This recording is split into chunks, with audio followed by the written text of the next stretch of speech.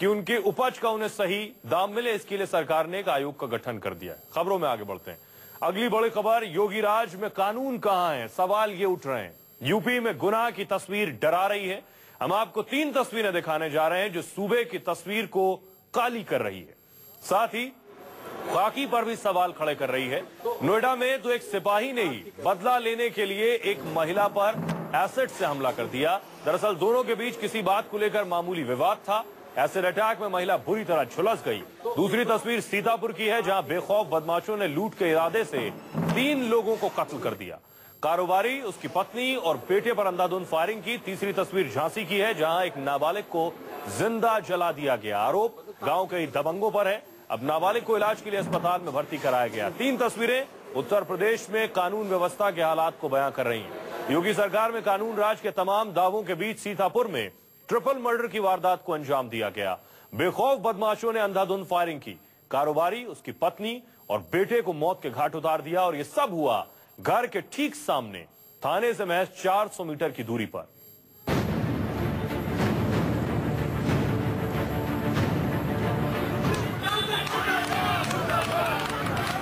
योगी राज में बेखौफ बदमाश। सीतापुर में ट्रिपल मर्डर से हड़कंप। थाने से महज 400 मीटर की दूरी पर उड़ी कानून की धज्जियां।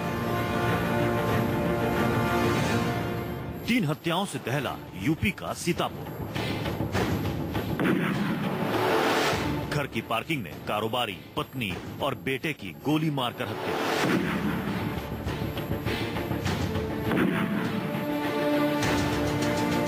उत्तर प्रदेश के सीतापुर में बेखौफ बदमाशों ने कई लोगों के सामने एक कारोबारी को मौत के घाट उतार दिया।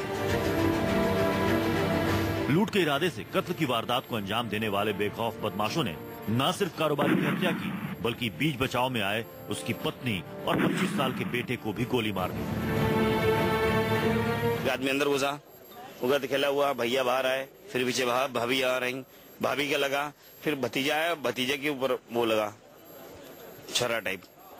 भैया उधर गिरे तो पहले हम सोचे भैया का रोकी, फिर हम सोचा भाभी को रोकी, अब भाभी का रोकी, भैया भाभी का रोकी, उसके बाद खेला अलग।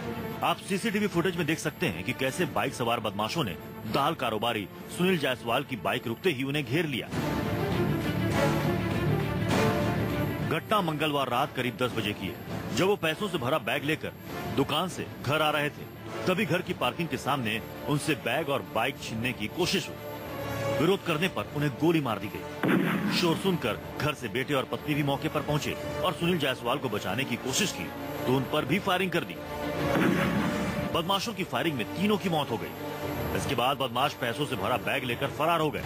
अब पुलिस हत्या की इस गुत्थी को सुलझाने का दावा कर रही है। इस तरह से निर्मम ढंग से हत्या हो गई है लूट के प्रयास में।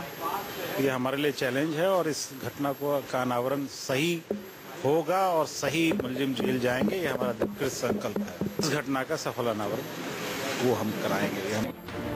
तो वही मामले को जल्द सुलझाने का दावा करने वाले पुलिस के हाथ अब भी खाली हैं। अभी तक अपराधियों का कोई सुराग नहीं लगा है। बसंत मिश्रा, सीतापुर, न्यूज़ 24। तो ये है उत्तर प्रदेश की कानून व्यवस्था के हालात। एक ब्रेक के लिए रुक रहे हैं।